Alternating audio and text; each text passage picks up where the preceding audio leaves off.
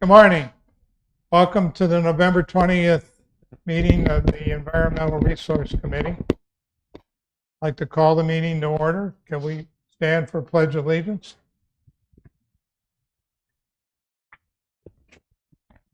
I pledge allegiance to the flag of the United States of America and to the republic for which it stands, one nation, under God, indivisible, with liberty and justice for all.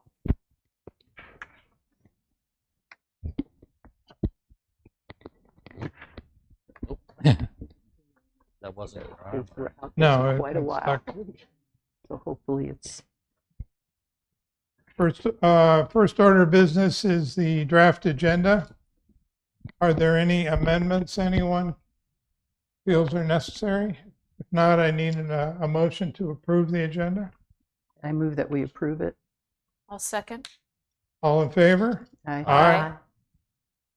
Anyone opposed? Next are the minutes of the October 16th meeting. Are there any corrections anyone feels are necessary? I just one little thing. The phrase "king tide," you got "king's tide." It should be "king tide," and I don't think that's necessary that we go back and change it or anything. It's just a term you might not be familiar with. Okay, do I have a motion to approve the minutes? I'll make that motion. I'll second it. All in favor? Aye.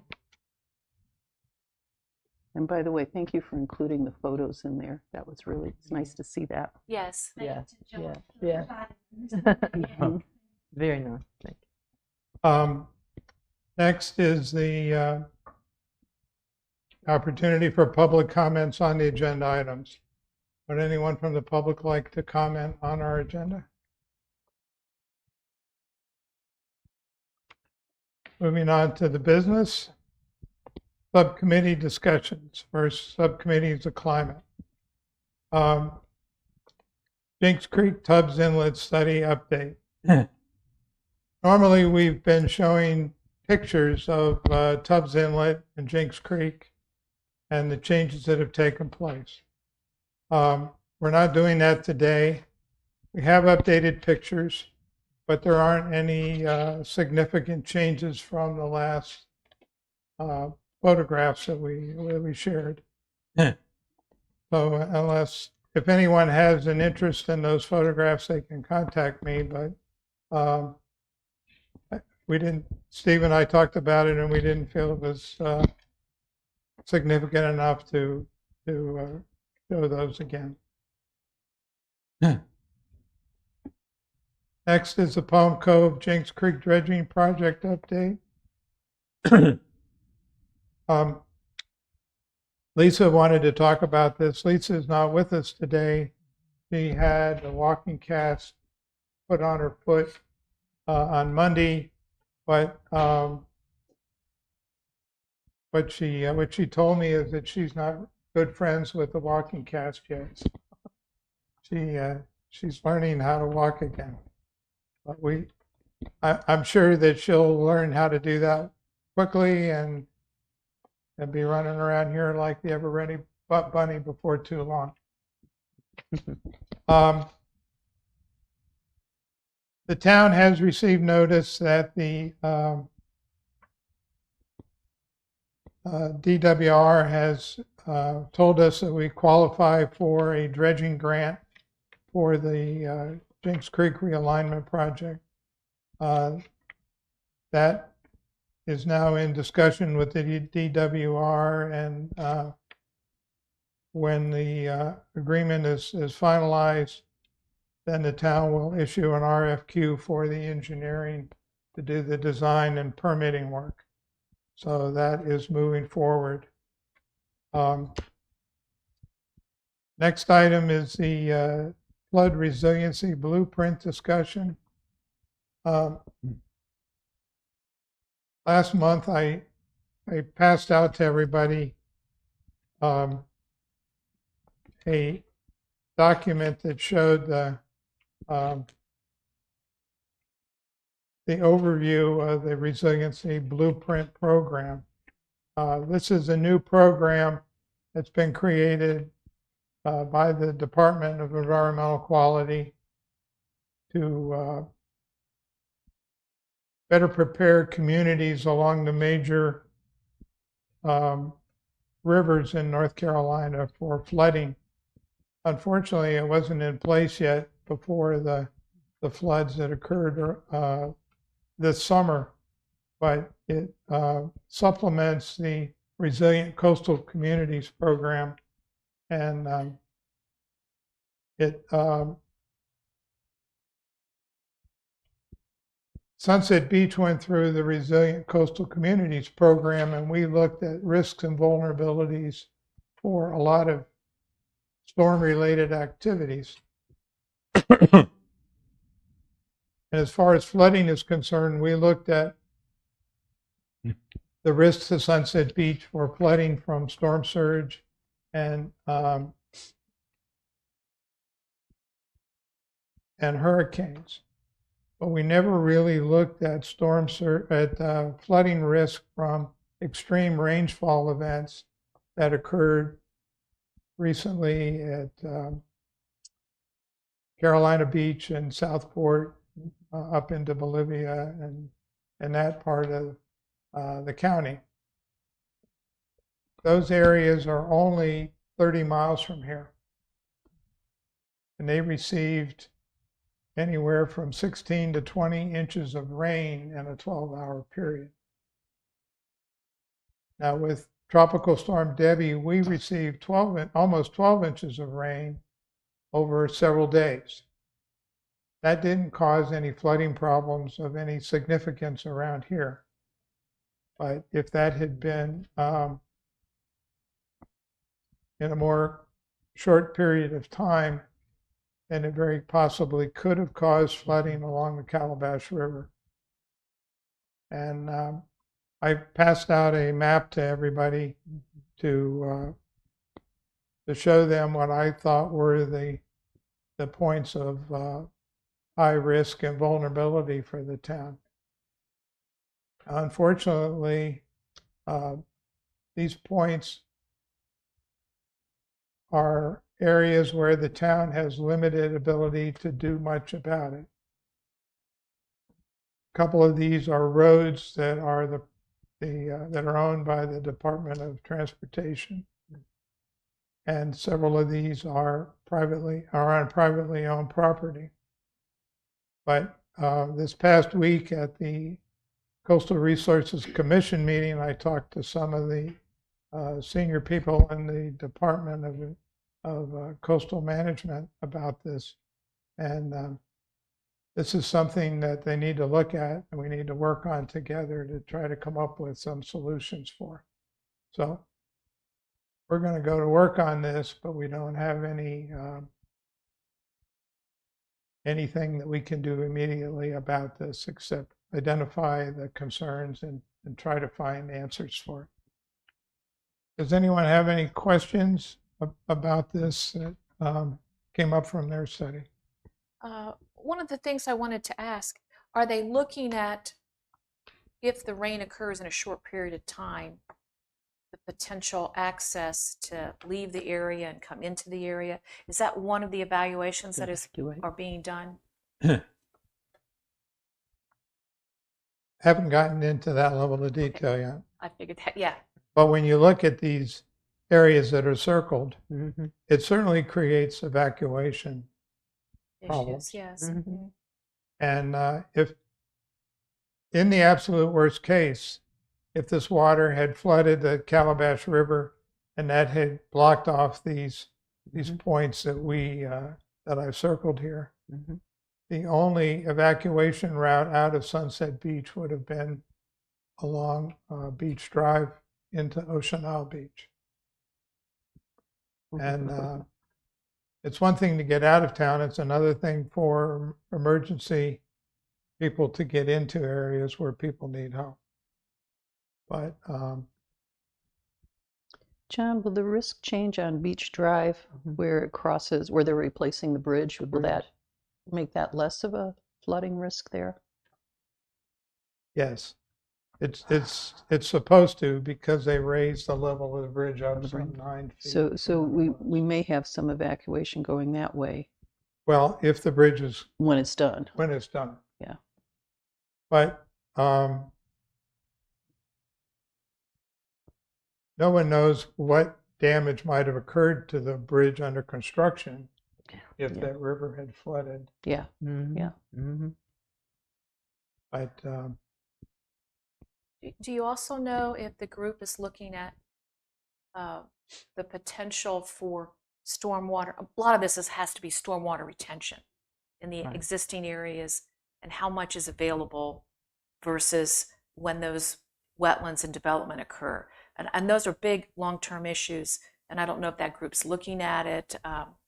But besides the evacuation issue, Mhm. the real issue is the stormwater retention from the potential of the rivers to back up. well, for that much rain, it would have overwhelmed any Well, it would've. stormwater Yeah. Yeah. retention that exists today. If you look at the stormwater retention that occurred around Tropical Storm Debbie, I think in most areas you'll realize that it was pretty much filled up, and that was. But that's about as bad as it normally gets around here. The extreme rainfall event was characterized as once in 1,000-year kind of event. So it's not anything that you would even think about happening. But the stormwater retention, even the stormwater management systems in Carolina Beach were just overwhelmed. They couldn't keep up with the rainfall coming in. Mhm. But fortunately, we escaped that. While they had some 18 to 20 inches of rain, we had 2 inches here. But we were right on the edge of it. Even there was some flooding, I guess, a little bit on the islands, but Holden Beach had quite a bit of flooding on their island. That's not very far away. So we'll keep working on this going forward, but I think it's encouraging that the state has this resiliency blueprint program, and we'll work with them to be involved in it and find out what can be done to help us in Sunset Beach. Any other questions? Okay. Twin Lakes. Steve, I'll let you. All right, we'll start off with the Stillwater activities update, which I just got from Dustin. And the lakes we know are still being treated regularly under the contract with the town.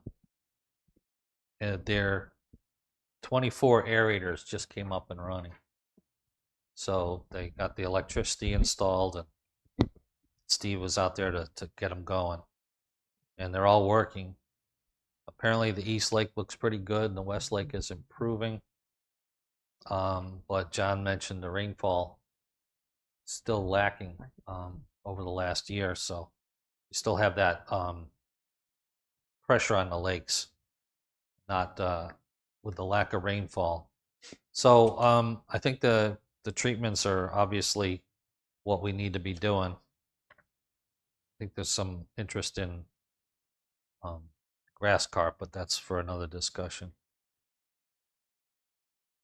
So anybody got any questions about the lakes? I would just add that the water levels in the lakes themselves seem to be better since the town is controlling that outlet, where the golf course would keep the levels too low to protect the course. I think the lake itself is doing better with the town managing that. So thank you to Public Works. Steve, you mentioned the the rainfall. I passed out to everybody on the committee this chart that I updated. If you remember back when we started on Twin Lakes, we identified the shortfall of rainfall in 2022 and 2023 Yeah. as major contributors to the weed growth and algae growth problems in the Twin Lakes. And after the excessive rainfall that we had in July and August, I updated this, and the source of data that I use for this chart looks at a rainfall year from October through September. So it's just coincidental that that the timing on this was very good for what we're doing. But what we see on this chart is that there's a 30-year average rainfall around here of 55 inches. In 2022, the rainfall was 12.2 inches below average. In 2023, the rainfall was 13.7, almost 14 inches below average. But the rainfall for 2024 was almost 8 inches above average. So we had a significant increase in the amount of rainfall, primarily in the months of July and August, when the rainfall was 10 inches more than average. We hadn't had that, we would have had another year of below average rainfall. The issue is that the new year, the 2025 year, is starting at a deficit. We've had, in the months of October and November, we've had near record low amounts of rainfall. And I have on the chart that we're 6.15 inches below average for October and November. But this morning, I measured 0.16 inches of rain on my rain gauge. So it's now 5.99 inches below average. But we're still quite a bit below average. And what that does is it allows the water in the Twin Lakes to stagnate, and that causes weed growth and algae growth. Now the aerators that have been installed on the East Lake certainly help with the stagnation problem. It keeps the water moving, and with the treatments that are being done for the weeds and the algae, hopefully this shortage of rainfall won't cause the problems that we saw in the beginning of this year. So this is an update on that. Good, thank you. The next item was the Aquatic Weed Grant Program update. So Mila was good enough to put together a lot of stuff and send it along. So I'm just gonna use her notes here. There was a course, we know, an evaluation done. Rob Emmers came in, and Rob Emmers. It was, I'm used to people called Bob, not Rob, but anyways. Rob Emmers came in and evaluated the weeds in the lakes, and identified 2 noxious weeds, water hyacinth and alligator weed, and those 2 are being treated for. So they're probably not as abundant as they once were. But the submerged plant that he identified that's predominant is sago pondweed, but it's a native plant, and waterfowl use it for food. So it can't get too abundant, but I don't know what the status is of how well it's dominating the bottom, and it can get thick so that even fish will have a little trouble getting through it. But it is a native plant. So at any rate, we did apply for assistance with our weed control, and during the next few months, the DEQ will be assembling their annual work plan, and they'll list all the projects that they're going to fund.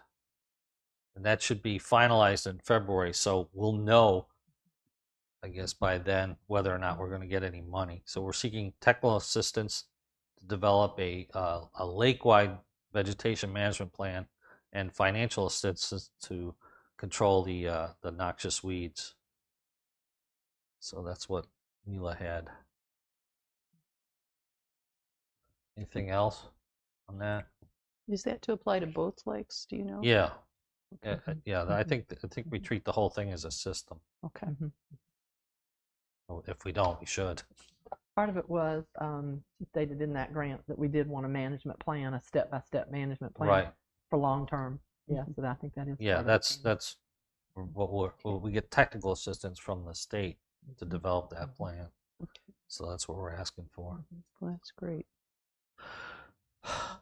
All right, so the next item is grants and funding update.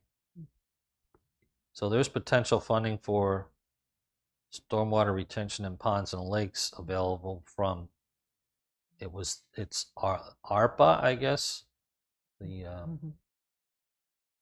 the federal American Rescue Plan Act. It's providing funding for stormwater projects. And the state DEQ has local assistance for stormwater infrastructure investments program. That's LASII. It's kind of an awkward thing, but anyways,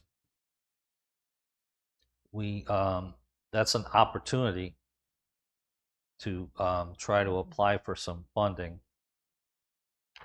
It's a newly created program. It really, I looked at the application information, and it's mainly for disadvantaged communities, people that can't afford to pay for stormwater management projects from their local resources.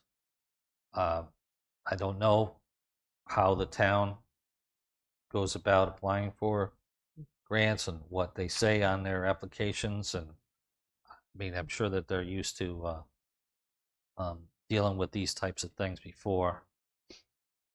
But it's for cities, counties, regional councils of government, nonprofit partners for construction and planning projects that will improve or create infrastructure for controlling stormwater quantity and quality. So that's a possibility for funding. And I can turn what I found over to the town. Yeah. Take a look at that, what Mila found. The town has an agreement with McGill Associates, and they do a pretty good job of watching for grant opportunities and developing the grant applications. But we ought to turn that over to Lisa and make sure that they're aware of it. Right.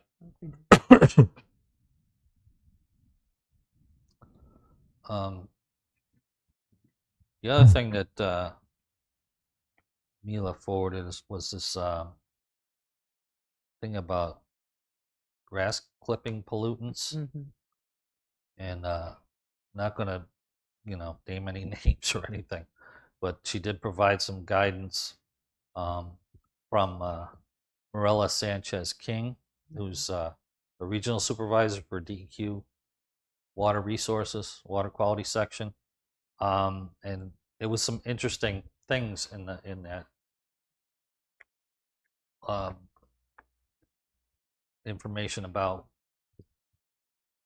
what grass clippings could do, as far as the amount of nutrients that are in grass clippings and how they would maybe stimulate aquatic weed growth. But she did offer a little bit of guidance in order to stay in conformance with water quality standards, wetlands and stream standards. And the thing is, if you're landscaping your yard and you just a blower and the grass clippings end up in the water, it's not considered a big deal. But if you were to mow your yard and collect the grass clippings and then go and dump them that would be a clear problem. So I just wanted to bring that to everybody's attention. I think that's all I want to say about that right now. We go forward from grants. Let me just interject. Yep. I looked at me with stuff, and I know about the grant. There's another 2 grant possibilities. One John made me aware of called a C grant, and it was for a graduate study, $10,000 grant or a stipend for a graduate student, but you have to have a North Carolina faculty sponsor. Right now, because the deadline is December the 9th or 10th, after contacting several of the universities in those departments, different places, the feeling was that it's too tight a time for a graduate student to do a thesis to find somebody to sponsor it.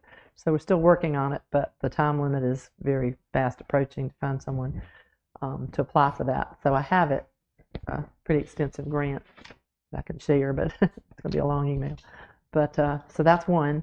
And then DWR has another one that I know we were working on that one, but they have a grant that is a match grant, and it's 75%, and the town would do 25%, and it's particularly for water resources. So I met with our county representative, Mr. Elliott Swain, anyway, this week, and he gave me the criteria for that grant that we would look at applying for some funds maybe in June. So I'll let Lisa look at that and get copies to the committee for that one. The only other thing is I did talk with Amy Mead and Cooperative Extension at NC State as well in a meeting, and her recommendation was the native plantings were a good idea for long-term development. We were trying to look at ways for a long-term plan besides just if we got the funding, then what direction should we look at some things. And hers was the carp is expensive, and how many you need per acre is pretty prohibitive. About 15, I think it is per acre. Anyway, she thought that native plantings and a 3-foot border would be a good recommendation to start with. So I got a list of nurseries, which was another big problem we had earlier, finding nurseries that would provide some of the native plantings at a good cost. And we found some progress that way. I have a list of nurseries now that she sent to me, and we're going to try to find out costs and how we could go about maybe promoting some of that for the shoreline. Well, and just a reminder that the lakes, when the Twin Lakes Conservation Association was sort of managing that before the town took it over, they were stocked with the grass carp, so you're not starting at zero. I don't know how you can measure what's out there.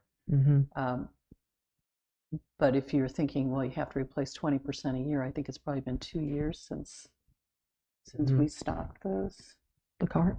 The carp, so maybe you've got to only replace half of what you would expect. They're still out there. I still see them. I'm sure you guys see them too. And there's some really big carp in there. But they're sterile carp, so obviously they don't reproduce. We're not going to see new ones. You have to replace them. Keep the alligators fed. Yeah. Once in a while. Yeah. Well, and you mentioned the sago. They're saying that growth underneath, if it's very dense, the fish have trouble, like you said, navigating through it. So that's one other problem, is that they get caught or they get eaten. We could see that happening. They couldn't swim through it. The alligators could barely get through it. It was so thick, but it's much better now. And just in this last month, I think everybody that lives along the lakes, you're used to watching fish jump, and they weren't jumping there. They couldn't get through the grass. And just in this last month, we're seeing them start to jump. I think just watching from my yard, the record I ever saw was 9 one fish 9 times. Now it's mostly 1 or 2 jumps, but I actually saw one guy jump 5 times. So it's getting better. It's getting better. Do we have any readings? Anecdotal. I'm sorry. Do we have readings for along the way? And Lisa may know this, for the treatments. I know where we started, but for grant purposes, if we can show the effect of that for long term, because the other thing she mentioned was you probably are still going to always have some treatments. So I'd like to see that happen at some point.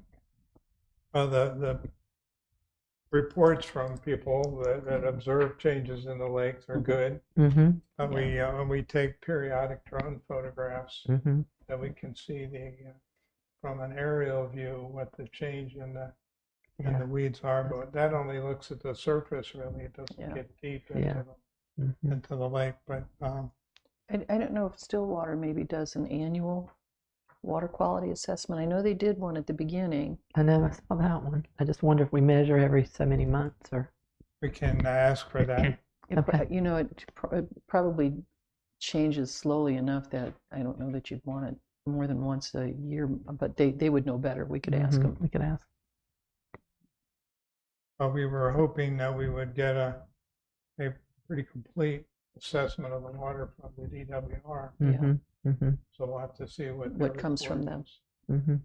But based on what we've seen so far, they didn't do that. Well, and from when Robert Emmons came down to evaluate, he looked at the plant growth. He did not look at water quality. He didn't take any water samples at all. Samples. Mm-hmm.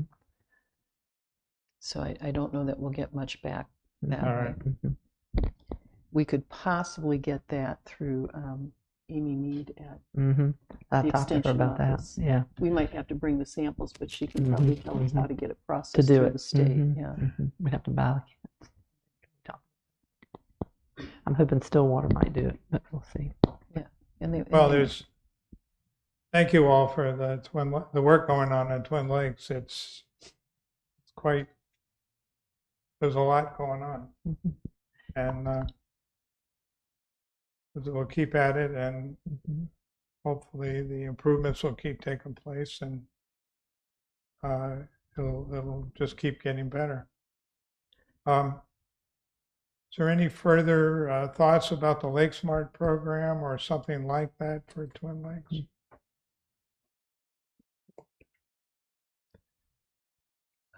My only thought about Lake Smart is, from what I've read, is that it's backed up with regulation. Yeah. And I mean, we could certainly, when we do whatever we do, when we get a technical assistance for developing a lake-wide management plan, well, maybe we then can get that kind of technical assistance for shore plantings and shoreside management, so that we can reduce our reliance on treating the lakes so much. Mm-hmm. Mm-hmm. And I think that's a lot of what's going on with Lake Smart. It's just best practices for living on a lake. Well, from what I've learned, the only place where the regulation on lakes and ponds and stuff comes from the DWR. Right. Mm-hmm. So we need to explore what their regulations are in greater detail. Well, we do. Yeah, they're available certainly. Yeah. We don't have statewide ones like New Hampshire, Maine. I contacted those people, so ours don't have those regulations yet. So we'll keep working on it. right. And I did.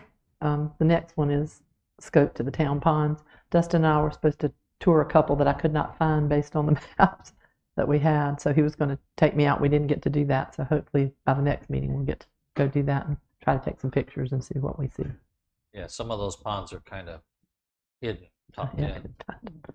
How many ponds, other than Twin Lakes, how many other ponds does the town?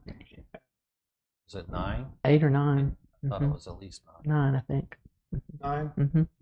Other than Twin Lakes. I think I found 7 one day. Did you? Okay. You're ahead of me. I found 5. Dustin has given us a map that shows their locations. He has a satellite picture that I've seen, and I was going to go around with him, but we didn't get to do that this week. It'll probably be before the So we're holiday. still putting that information together. Right. Right. Okay.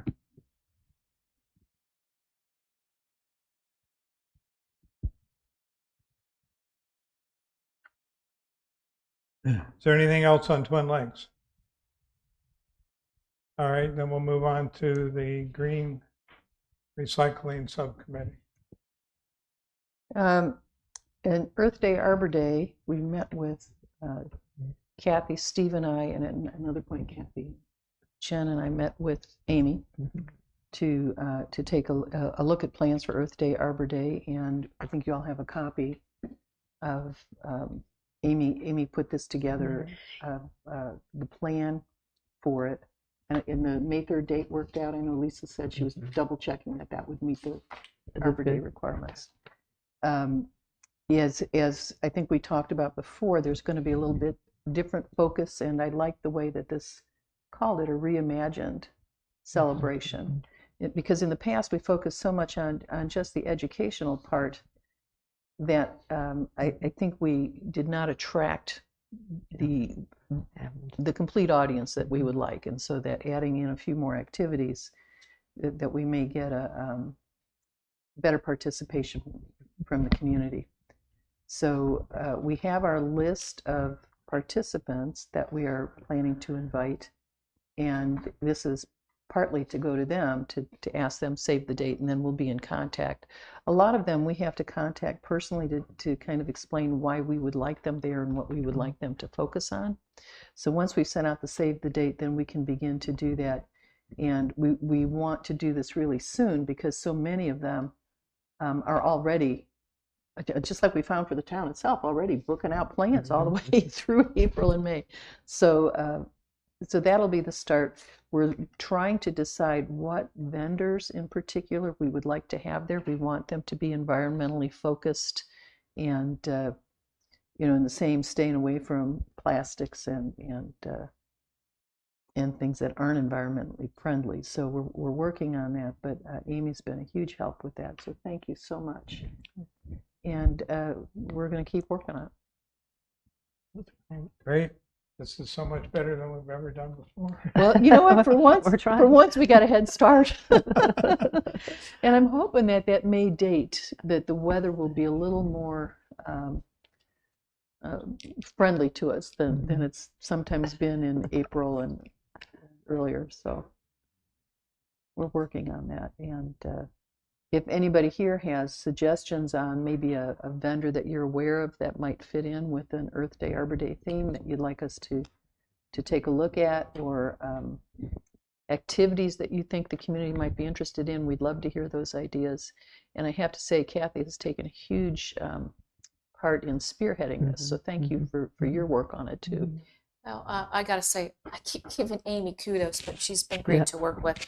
And one of the things that we are doing is we're trying to create a foundational Google document that will be a template. So we'll gather the information, have it forever, and we can keep updating in the future. That'll help us keep organized. And of course, Steve, who's not here today, is a big advocate for getting out there early, getting on people's calendars.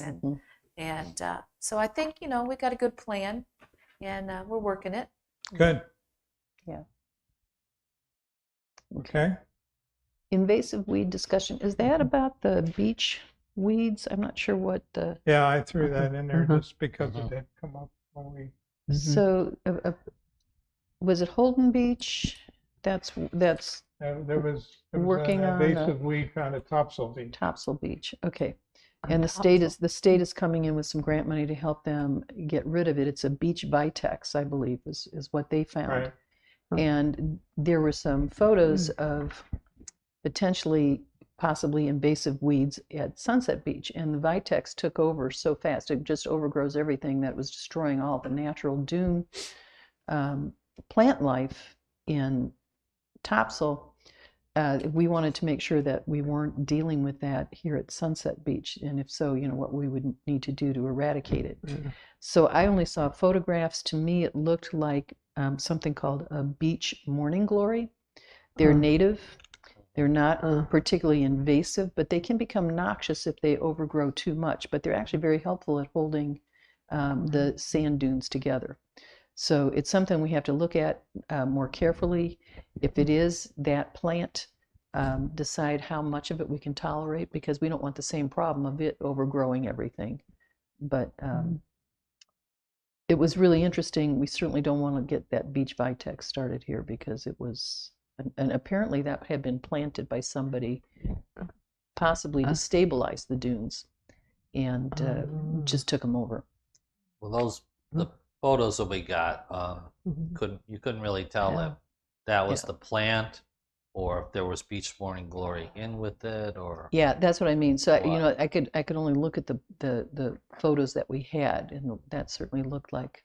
I'd like to find out what area that is. Where are they? Yeah. Well, Because I've seen beach morning glory, plenty of it. Uh-huh. Yeah, and it's not taking over No. anything; it's just there. It's just there. I shared that with my wife, who's more of a gardener than I am. Hmm. And she's more of a beach walker than I am. And she said that it's all over the beach. That She had- morning glory. Morning She glory. showed me pictures that she took of the morning Yeah. glories in bloom down on the west end of the beach. Mhm. Hmm. Mhm. And she was up by the emergency access road on the east end of the beach. And she didn't really see the overgrowth on the road that Pete had talked about.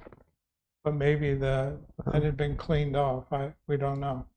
Mm. Did Pete talk about it on the east? Yeah, it was up on, he said around 18th Street, but then he talked about the emergency access road, which is all the way out at the end. Yeah, I guess there was a concern that at high tide the beach vehicles may not be able to get across that. But So it is a native plant, and you're right, it is prolific. Yeah. Yeah. And And the stabilize problem is The that dunes.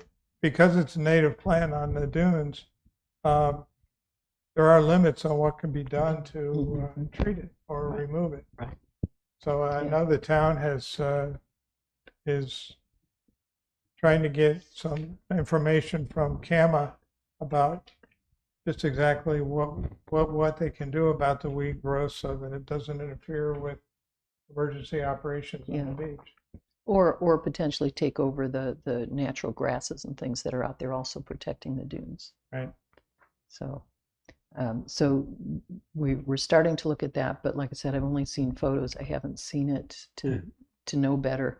Probably a next step would be to get some samples of it that we could actually take up to probably the Cooperative Extension, the Brunswick County Cooperative Extension Office, because they're very good at identifying things.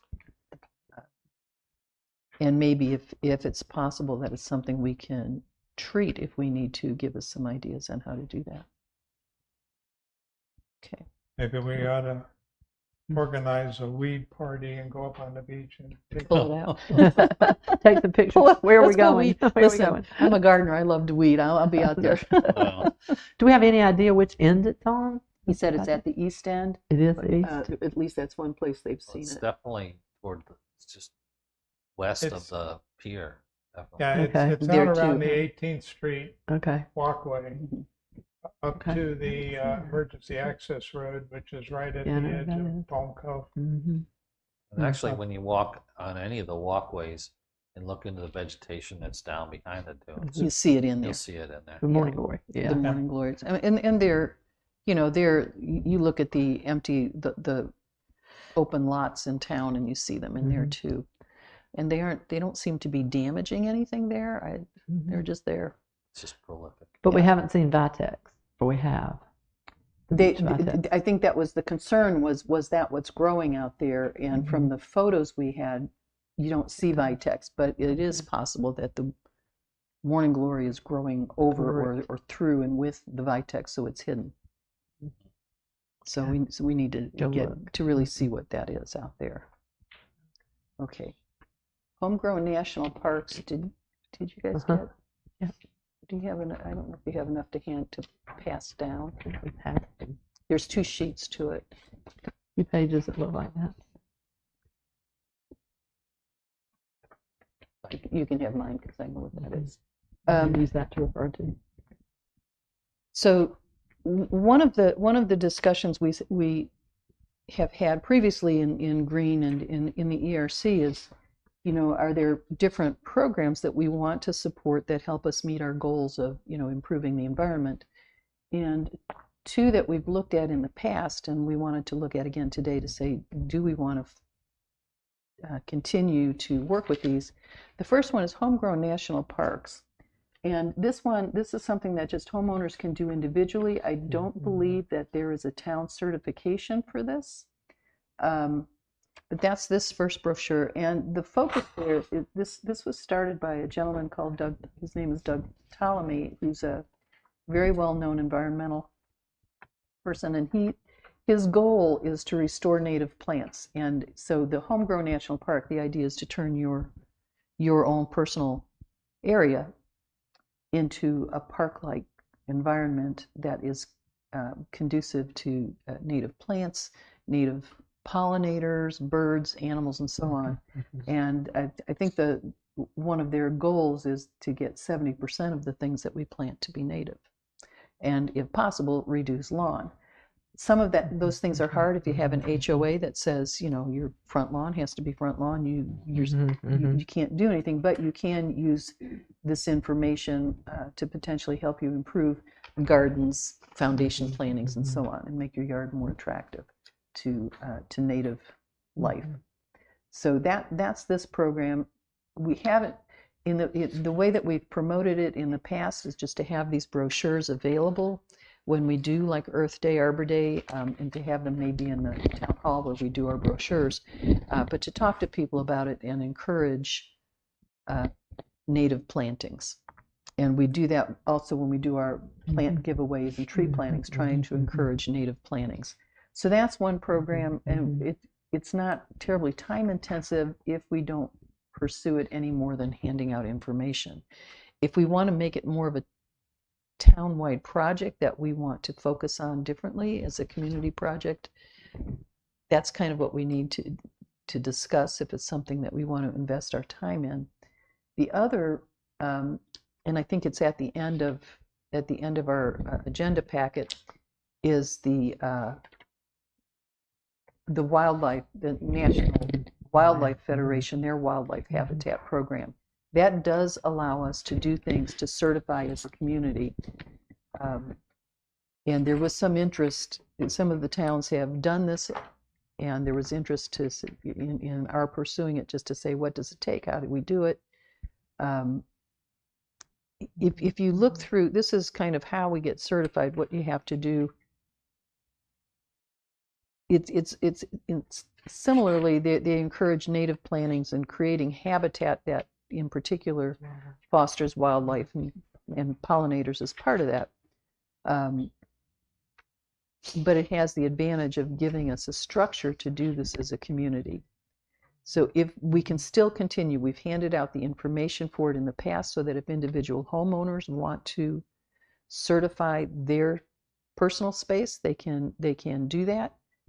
This gives us a way to have the town certified as a national wildlife habitat community. So it might be something to read through, take a look at, and maybe next time we can decide, do we want to pursue this? I think it's very doable. There's certainly work to do it. There's work to get it established.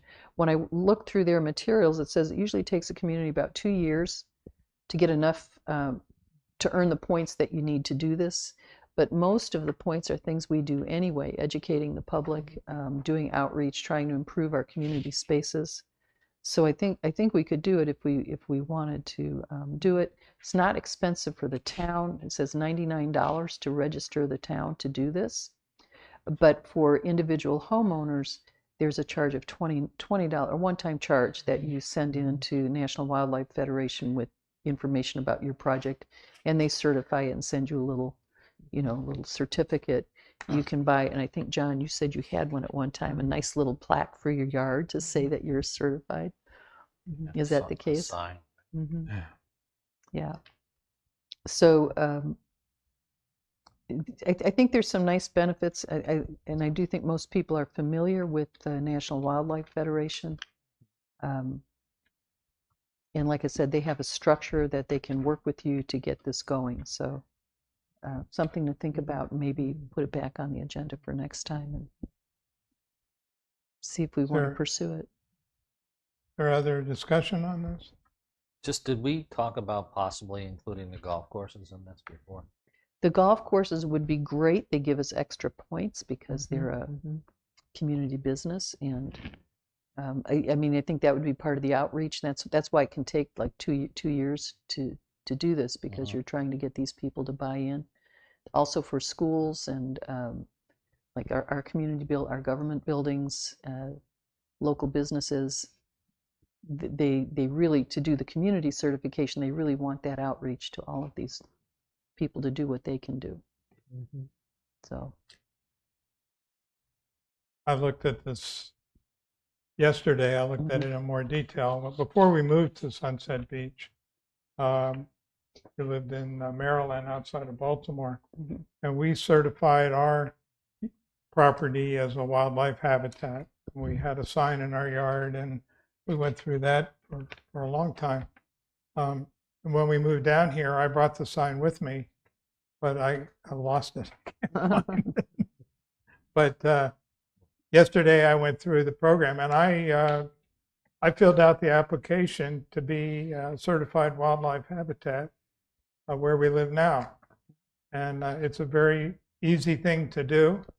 And I think for most people on the ERC, probably you would meet all the requirements without any difficulty. So I'm going to challenge everyone else to apply for that and certify their property too.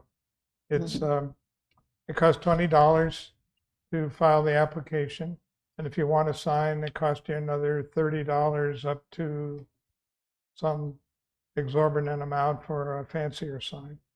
But so I'm going to ask everyone else to look at that and see if they're willing to do that too, and then encourage our neighbors to do that and try to get this going through the community. So I have a question. Is it possible to find out who already is certified in our community? That's a good question. I don't know, but we'll have to look into that. And they do ask you, because for our community size, I think we have to have 100 households sign up for this. So it's important to track it, and they ask you to kind of keep track. But if we decided to do it and do it with them, they may be able to tell us who's certified in our. Well, that's what I mean. Yeah. I mean, are we starting from scratch, or are we starting with 30 or 40 people that already do it? They're saying, I mean, you can include people that are already doing it. I think it said if it's been more than 15 years since they were originally certified, then they want them to recertify. So I think it was 15 years. So if although most of us probably haven't lived here 15 years. I don't know, John, how long have you been here? It's a good question. Today is the 10th anniversary of our closing on our house. Oh, Wow. wow. Congratulations. There you go. Well, you're just certifying now, so we don't have to worry about you for 15 years. 100 really sounds pretty reasonable. Yeah, it sounds very feasible. And what I kind of liked with this, if you look through at the things that they're emphasizing, they're things that we do anyway as part of the ERC. There may be more of it that we would need to do for outreach, but I think it fits in with our challenges as part of this committee. So anyway, I would take a look. If has anybody else here ever certified? Years ago in a different town. Yeah, I did when I was in Illinois. Years ago. A long time ago. Maybe So- with Earth Day, we could sort of add. Well, that's kind of the something to thought, is that. that if it's something we want to pursue, we can use Earth Day to make a push to start this. to maybe certify. And we did hand out the information for the program at Sunset at Sunset. That's, I think, the first time that we've really given quite a bit of information about this particular program. And I think, John, you had some people ask you, well, why would you want to do that? So that's an answer we would need to have. Yeah. Right. A response that we Is need. it possible if we get people into the Homegrown National Park program, that they would also be basically on the way to being certified? They would probably be certified. Yeah, maybe what they would need to do is to add a water source. If you don't have a bird bath in your yard or live by a lake. I don't know what the birds would do if I didn't have a bird bath. They'd be dirty, that's all. Okay, good stuff. Anything else on the green recycling subcommittee? Can you think of anything, Kathy? Anything No, else? I really think that hits the highlights. Mhm. Okay, I think the only is that Kathy is continuing to work on some things for recycling. And certainly that'll be part of Earth Day, Arbor Day, but we don't want to forget that part of our green recycle.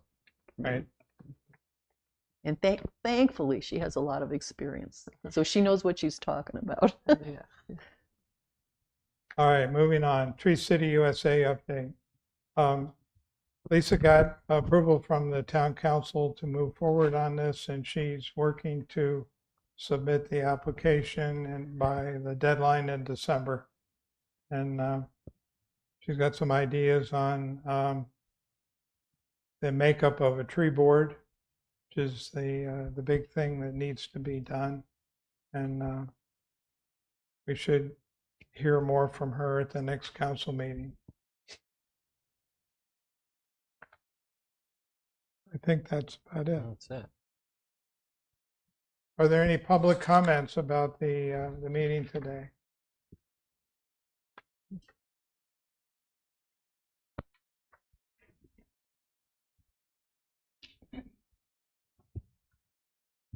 Mary Hughes. I live at 513 Lakeshore Drive. I'm on the West Lake.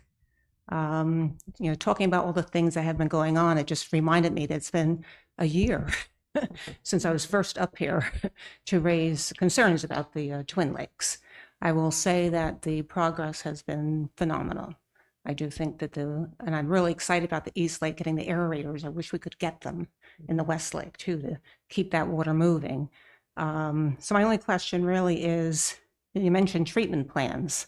So you got the aerators going in the East Lake. I don't know if there's an actual program structure plan to treat the lakes, but I hope you continue treating the West Lake because those weeds are just slightly under the surface. So that's all. Thank you. Thanks, Mary. Any other comments?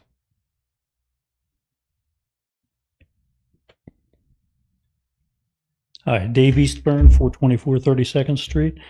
We just moved here full time. We've owned the house for 30 years, but the kids have all lived here, but this is the first time we've lived here full time. I downloaded the agenda the other day, but the packet link was broken.